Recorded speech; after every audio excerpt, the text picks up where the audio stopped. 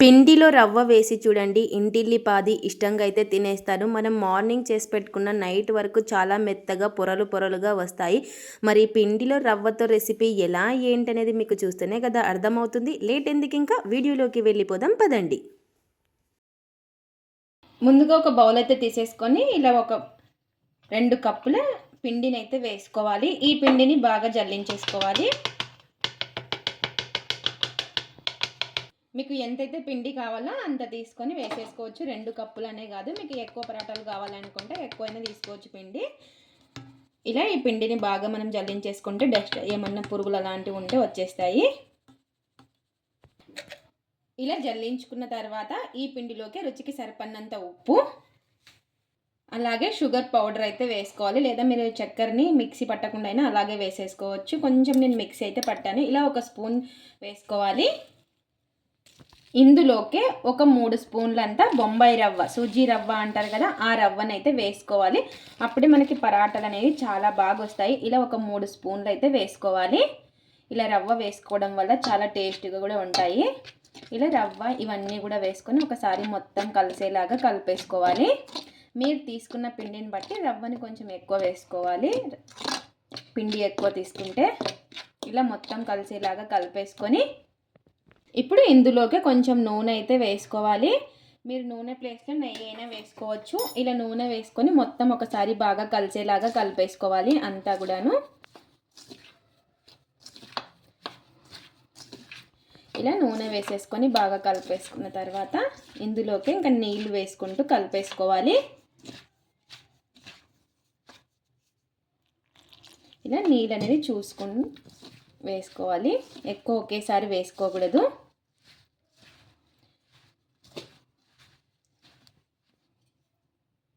ఇలా మనకి రవ్వ వేసుకుంటే చాలా బాగా వస్తాయి పరాటాలు.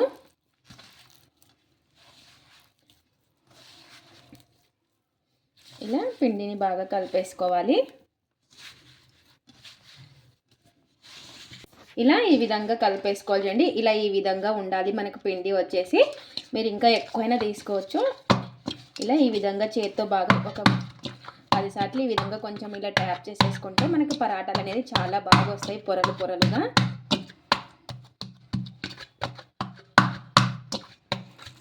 ఇప్పుడు ఇందులోకి మనకి ఇంకా కొంచెం మరి నూనె అయితే వేసుకోవాలి. ఈ పరాటాలకు వచ్చేసి కొంచెం నూనె అనేది ఎక్కువనే పడతాయి.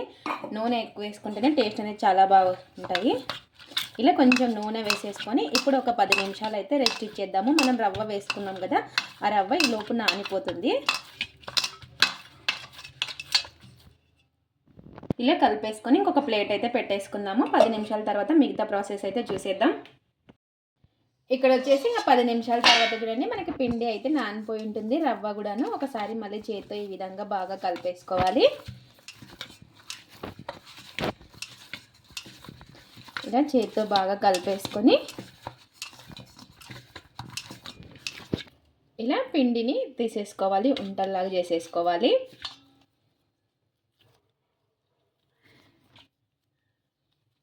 ఇలా ఈ విధంగా పరాటాకు వచ్చేసి కొంచెం పిండి ఎక్కువ ఈ సైజులో తీసేసుకోవాలి, కొంచెం లావుగానే ఇలా చేసేసుకొని రౌండ్గా చేసేసుకుందాం అన్నీ కూడాను.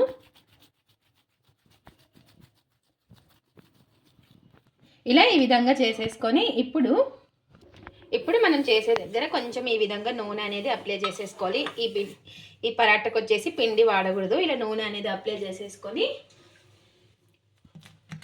ఇప్పుడు పరాటాని చపాతీ రుద్దుకున్నట్టు రుద్దుకోవాలి. ముందుగా మనకి ఎంత వీలుగా పల్చగా ఉంటే అంత వీలైతే అంత పల్చగా అయితే రుద్దేసుకోవాలి. ముందు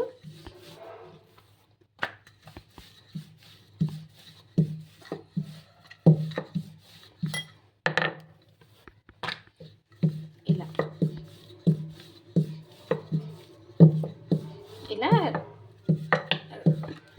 రుద్దేసుకున్నాక ఇప్పుడు పైన ఆయిల్ అనేది అప్లై చేసేసుకోవాలి.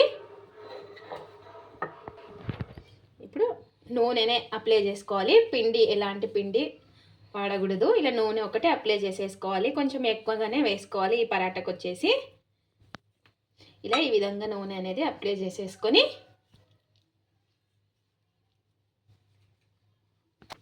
ఇప్పుడు దీన్ని చిన్న చిన్నగా లేయర్లుగా వచ్చేలాగా కట్ చేసేసుకోవాలి. ఇలా చిన్నగా కట్ చేసేసుకోవాలి. ఇలా చిన్నగా కట్ చేసేసుకోవాలి. ఇలా చాకు లేదా ఇలా కట్టర్ దాంతో ఇలా కట్ చేసేసుకోవచ్చు. ఇలా మనం చాకుతో అయినా లేదా ఇలా కట్టర్తో అయినా కట్ చేసేసుకోవాలి. ఇలా చిన్నగా కట్ చేసేసుకుంటే మనకి పరాటా అనేది లేయర్గా వస్తుంది.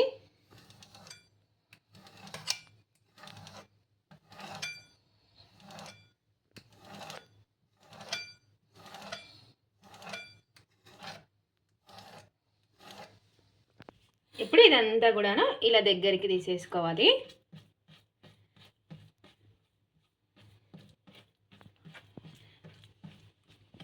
ఇలా ఈ విధంగా తీసుకున్న పరాటాని ఈ విధంగా దగ్గరికి చేసేసుకోవాలి. అండి ఇలా చేసేసుకొని ఈ విధంగా చేత్తో ఒకసారి సెట్ చేసేసుకోవాలి. కొంచెం ఆయిల్ అనేది వేసేసుకొని ఇలా ఈ విధంగా ఇలా ఇంకా నిదానంగా, కొంచెం ఎక్కువ ప్రెస్ చేయకూడదు, గట్టిగా ప్రెస్ చేయకుండా ఈ విధంగా కొంచెం చపాతీ కర్రతో ఈ విధంగా ఒత్తేసుకోవాలి. ఇలా ఈ విధంగా రుద్దేసుకోవాలి. ఇలా ఇంకా మనకి ఎన్నైతే అవుతాయో ఇంకా అన్ని పరాటాలు కూడా ఇదే విధంగా రుద్దేసుకొని ఇలా చిన్నగా కట్ చేసేసుకోవాలి. చూడండి అన్నీ కూడాను ఇంకా మనకి ఎన్నైతే ఉన్నాయో అన్నీ ఇదే విధంగా చేసేసుకొని మనం పరాటాలు చేసేసుకోవడమే. ఇలా అంతా కూడా కట్ చేసేసుకున్నాక ఈ విధంగా అంత దగ్గర చేసేసుకొని ఇంకా మనకి ఎన్నైతే ఉన్నాయో అన్నీ ఇదే విధంగా చేసేసుకోవాలి. అండి పరాటాలు ఇలా అంత దగ్గర చేసుకున్నాక మరి ఈ విధంగా కొంచెం నూనె అప్లై చేసేసుకోవాలి. అంతా కూడాను అప్లై చేసేసుకున్న తర్వాత ఈ విధంగా ఫోల్డ్ ఇలా చేసేసుకోవాలి. అంతా కూడాను ఈ విధంగా ఇలా చేసేసుకొని ఒక్కసారి ఈ విధంగా చేత్తో ఈ విధంగా ప్రెస్ చేసేసుకొని చపాతీ కర్రతో రుద్దేసుకోవడమే. చపాతీ కర్రతో రుద్దేసుకోవడమే. ఇంకా ఇలా పెన్నం పెట్టేసుకొని పెన్నం బాగా వేడెక్కిన తర్వాత ఈ చేసి పెట్టుకున్న ఈ పరాటాను అయితే వేసుకోవాలి. ఇలా వేసేసుకొని వెంటనే నూనె అనేది అప్లై చేయకుండా ఇలా ఒక సైడ్ కొంచెం కాలిన తర్వాత ఇటు సైడ్ కూడా తిప్పేసుకొని ఇప్పుడు నూనె అనేది అప్లై చేసేసుకోవాలి. ఇలా ఇంకో సైడ్ కూడా కొంచెం కాలిన తర్వాత ఇటు సైడ్ కూడా నూనె అనేది అప్లై చేసేసుకోవాలి. ఇలా రెండు వైపులా నూనె అనేది అప్లై చేసేసుకొని రెండు వైపులా బాగా కలర్ వచ్చే వరకు కాల్చుకోవడమే. ఇలా రెండు వైపులా బాగా కాల్చుకోవాలి. ఇలా రెండు వైపులా బాగా కాల్చుకొని తీసేసుకోవడమే. ఎన్నైతే ఉన్నాయో అన్ని పరాటాలు కూడా ఇదే విధంగా కాల్చుకోవాలి. ఒక సైడ్ కాలిన తర్వాత ఇంకా నూనె అనేది అప్లై చేసేసుకోవాలి. వెంటనే పుయ్యకూడదు, కొంచెం కాలిన తర్వాత అప్లై చేసేసుకోవాలి రెండు వైపులా కూడాను.